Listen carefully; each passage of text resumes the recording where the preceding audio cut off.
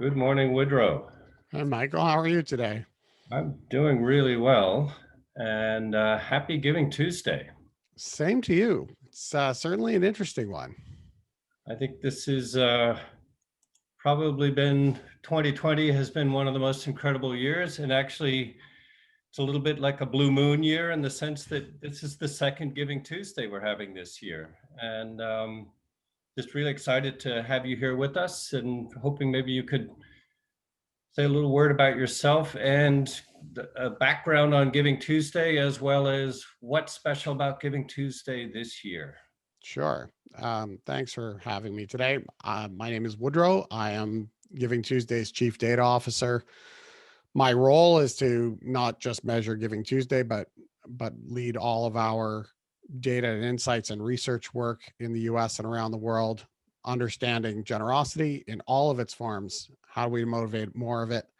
Um, I also lead our efforts to understand what's happening on Giving Tuesday and what there is to learn from that event, that moment, that intervention about how to motivate more giving. Um, Giving Tuesday is a big day for nonprofits every year. No surprise to anybody. That said, it really is about giving in all of it in all forms, and was launched as just a moment to celebrate generosity. It's a meme, really, and it this open source distributed co-created model has meant that it's grown incredibly rapidly here in the US and around the world. More than 70 countries have official Giving Tuesday movements this year. uh, Hundreds of community movements across the US, and we expect, as we have seen every year, um, Giving Tuesday activity in literally every country of the world. I think that to me is one of the most incredible things. And as I've spoken about it, from the lens of Charity Navigator, it's looking at something that's become a global movement of giving. And so you have this, it's an ability to join into this what started as this sort of small initiative out of the 92nd Street Y in New York City with the United Nations Foundation. It's taken over the world, and it's taken over the world in such a wonderful spirit of generosity and giving that I just I always get excited about it and sort of say, hey, this is like it's like everyone's birthday. Yeah. We get to give back. Yeah, it's interesting. I think certainly there were no ambitions for it to be this global movement. When it was launched, it was really just an idea. Like, what if we just had a day for giving? Um, the simplicity of that, and as it turns out, the universality of that generosity is in fact a universal human value. And because it was celebrate it, create it any way that you wish, there were no rules. There are lots of tools, but it really left it open for everybody to express their generosity the way it mattered to them. And that's just a very simple recipe for something that turns out to be pretty profound, right? Billions of dollars raised, hundreds of millions of people participating around the world, like really, really remarkable, but from a very simple foundation. Yeah. On that, it's sort of we have this universal spirit of giving, and then we also have, I think, a universal spirit of sort of counting and tracking. And both of us look at different metrics, and we're trying to figure out what's going to happen this year with Giving Tuesday. And we've been through a year where generosity has been a real theme, right? We've also been through a year where hardship and adversity has been a tremendous theme, and we're still in the throes of a global pandemic. And we've seen incredible generosity, people giving to help out those affected by the pandemic and other myriad of other issues this past year. Where do you see it going this year? And what are some of the things that the Giving Tuesday team will be tracking or doing a little bit differently as we go into this day? Yeah, it's definitely an interesting year. As you mentioned, it's also a different year just for Giving Tuesday. We launched an additional Giving Tuesday for the first time ever this year in response to this unprecedented moment and crisis. And that was in May. We made that decision less than 5 weeks before the date. And it was very interesting. It was an opportunity for us to really test some things. First of all, the distributed model of the movement, action in 145 countries, our global community, and our communities and partners, including you guys, just rising up and saying, "Yeah, we're on. We'll get this done." And it was a real testament to this co-creation distributed model, because we were able to activate so much so quickly. That was already in an environment of enormous need, perhaps unprecedented need, real strain on the social sector, but also already an enormous momentum in terms of people's generosity.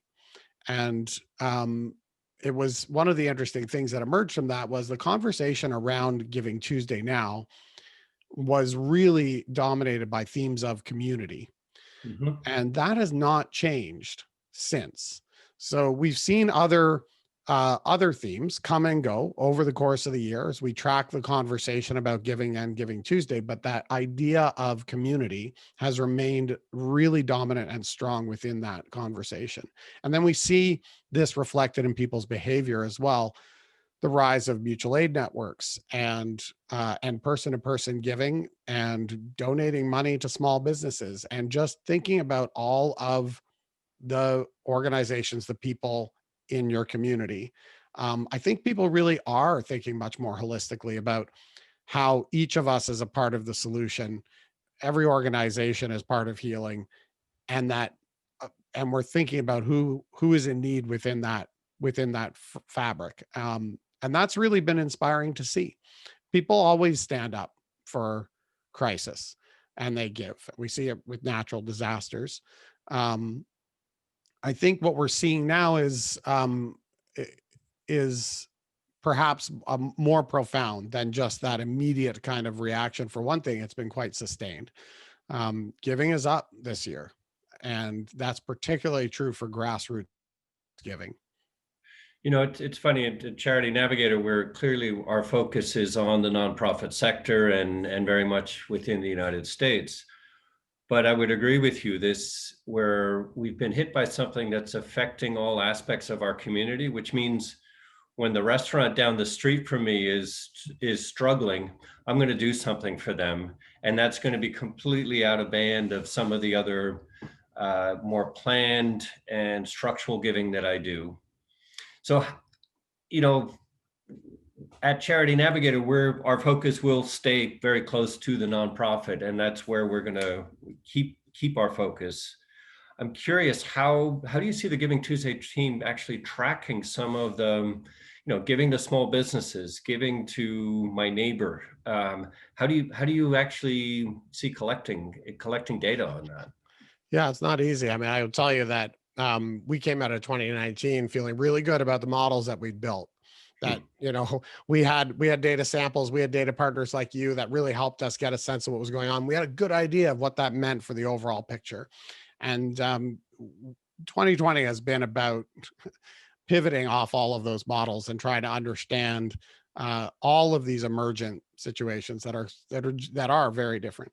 The conversation is a good way of identifying what some of these things are. Right, social media and media are really, really good way of identifying some signal in the noise. We have some partners that empower some of those non-traditional forms of giving, so that's certainly helpful. And we do a lot of survey work, and that all of those things together help us to start getting a holistic view of what's going on. And then we still, of course, we're looking very closely at what's happening for nonprofits in the nonprofit sector, giving as monetary giving and volunteering in particular, where we can kind of measure that empirical behavior. And that's been interesting too, because, well, I mean, if you're in the prediction business in 2020, you're having a bad time.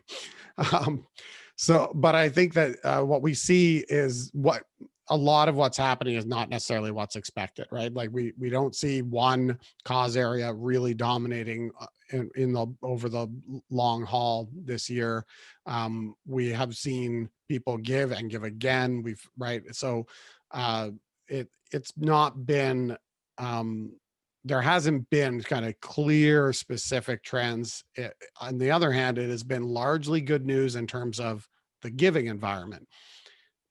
That's not to say that it's been that it's an easy year for the sector, and that's the other thing that we're trying to get a better handle on as well. We know the need is higher. We know the strain is higher on these organizations. We know that all of this outpouring of giving doesn't necessarily bridge the gap on that strain, not to mention loss of earned revenue and all kinds of other stressors on the nonprofit sector.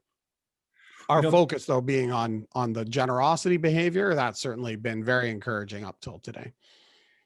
at Charity Navigator, our data, we've been conducting periodic surveys of the nonprofits that we have evaluations for, and we're seeing roughly it's about 74% are under tremendous financial strain right now. You also have this real difficulty for many organizations where their fundraising mechanisms were shut down by the pandemic, or completely they had to pivot and come up with new ways of raising revenue. That's been one aspect. Then you have others that their program has been completely compromised and they're no longer, think of the performing arts, and there is no theater right now or symphony, right? It's Mhm. really not happening in the same levels that it was. And so what's been really gratifying for us to see at Charity Navigators, yes, there's been a tremendous outpouring of giving. Our traffic for people doing research on their giving, it's up 25% year over year. So that's huge. The also giving through our giving baskets up significantly in areas focused around COVID, areas focused around the racial injustice in this country and sort of issues around civil rights in that regard. And then on the whole, giving is up too. So it means we're not abandoning the performing arts or the environmental organizations and all of them. But it is a time where, as people think about their giving, it's a time where there's a continued need. There's a real need for continued generosity. And so it's great being at the sort of the season kickoff, right? Yeah, For giving when we've already been, where everybody is already warmed up and in their game. for sure. And I think that, we certainly hear concern from some organizations um, that all of this extra giving and the stress on individuals is going to result in some kind of drop off. And I think that that concern is mostly misplaced. Lots of exigent circumstances that could still disrupt giving in 2020. And again, I don't actually have any prediction on where we end up on year end, but in terms of what the indicators show, it's a very positive story. And although financial uncertainty is high for many, that does suppress people's ability to give. There's no question. So far, what we've seen is the motivation to support has outweighed that. Yeah. And that's really that is really important to understand, is that fear, division, uncertainty, that generosity is the antidote to those things for people. It gives them agency over those situations. And the nonprofit sector, rather than looking at it as a kind of I'm asking for something at a time when times are tough, if you think about it in terms of I'm giving people an opportunity to take care of the things they want to take care of, Yep. that's where you're going to be meeting the moment in 2020, because people are spontaneously giving, they're creating opportunities to give. That motivation is extremely high, and I think that organizations that are out there are finding very, very receptive supporter base. December is the month, right, for giving to the nonprofit sector. So indicators are very strong. I think perhaps more than any other Giving Tuesday, kind of understanding what the day looks like is probably more important than ever before, because it's our first look at what the season of giving is going to look like, right? This is the kickoff. So far, getting in here, really, really strong. Very excited to see that. I know for you guys, Giving Tuesday is always your biggest year for traffic, biggest day for traffic all year long. And that's really important barometer on how people are thinking, right? Uh, they're they're looking into organizations on Giving Tuesday more than any other time of the year, and that's key, right? That really does tell you what's in people's minds. And so far, it's looking like we're on track for a fairly another response to Yeah. this call to action, and that's so far very encouraging. It's 10:45 a.m. on Giving Tuesday, so we've got some time to go before we can We uh, do. make any calls, but it's looking pretty good. We do. I mean, at Charity Navigator, like, as you said, this is a big day for us. And it's where we feel like the value of our platform to help people find good organizations and well-rated organizations to give to is really important. We've had a lot of, there are a lot of things going on with us. I'm curious, do you have any, it is, as you said, it's still before 11 o'clock. This is the first sort of live stream we're doing today. We've got a few other things planned for the rest of the day. What's on the agenda for the Giving Tuesday team throughout the 24 hours of December 1st, 2020? Yeah, I mean, we're mostly, for us at this point, it's about the conversation, right? It's about what are people talking about, what are the themes, how are people celebrating. It's been an inspiring year. In the last 24 hours, we've just seen so many interesting examples of people being creative in their celebration of generosity. And I think that that'll be that will be the dominant theme today. Will be taking care. Um, when I look at the data on what the conversation is, as I said, it's been really interesting. Community has been that dominant theme, and just like on Giving Tuesday now, today was the day when donations started to become ascendant within that conversation. Yeah. I think Yeah. that's a best practice, right? I mean, we had more than $500 million raised on Giving Tuesday now with that pattern. You compare that to 2019, that's roughly the same amount of money raised in the US when it was weeks and weeks and weeks of the message was donate, donate, donate, donate. Yep. And that starting leading into Giving Tuesday now, when the theme was community and taking care and coming together, did not detract from the donation results. That donation ask was layered on top of a conversation about coming together. And we see the same pattern now, and I think that's a really good indication of what we can expect to see on the day. Um, and regardless of how able people are to give, their response to the need, the response to one another, the coming together, all of that is as strong, maybe stronger than ever. And that matters, right? Like, this is the fabric of our communities and society. And if people are finding that they're strapped for cash, but doing what they can, then great. That's how we get through crisis. We come together, and that's what we're seeing. It's highly encouraging uh, human response. No, if you think about it, generosity is not a finite resource, it's infinite. Our means to how we express it may have some limitations on it, and we have to be cautious around that. Um, and I would agree with you. The conversations, our day today is going to be a series of conversations, and then some planned, some unplanned. The one thing, I don't know if you're aware of this, but today is also, in addition to being Giving Tuesday, it's also World AIDS Day. And Yeah. one of the conversations we have later today, sort of at 6 this evening, East Coast, is with the Black AIDS Institute and having a conversation with them. We have a few other web streams that are planned during the day, really to kind of have conversations. And so it really is about exchanging ideas and how we are helping others in their giving cycle and their giving process as we begin today. Yeah, I remember the last time World AIDS Day coincided with Giving Tuesday. I think it was the biggest year they ever had for donations, and it's a wonderful example of how when you set up this environment for celebrating giving, it just really amplifies any kind of generous action. And so I really hope these guys, you know, uh, I think there are times when, there's an earthquake and everybody's giving to the earthquake. That's not the situation we're in right now.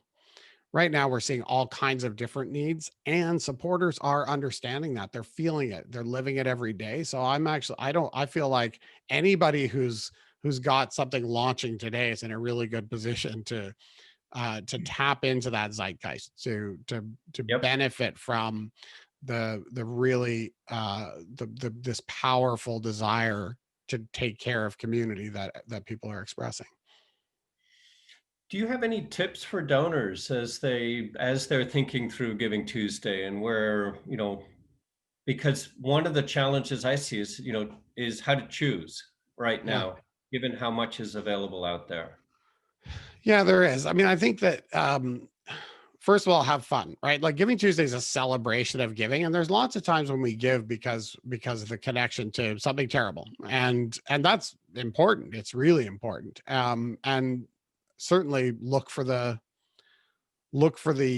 things that you want to change, right? Yep. And identify an organization in your community, in the world, in the country, that shares your values and your own personal theory of change, right? What do you want to impact and what do you want to affect? And then have some fun, enjoy it.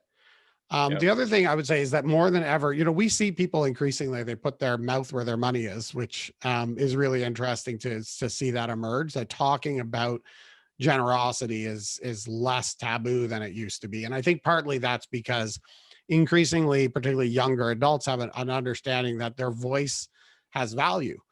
It's been monetized by all these platforms, and there's sort of an innate understanding that giving my advocacy for an organization is one of the ways that I give back.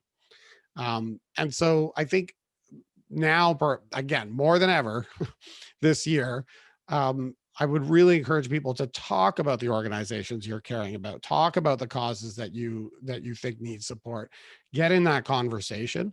That is one of the ways that we help those in need, um, and recognize that however you give is the right way to give.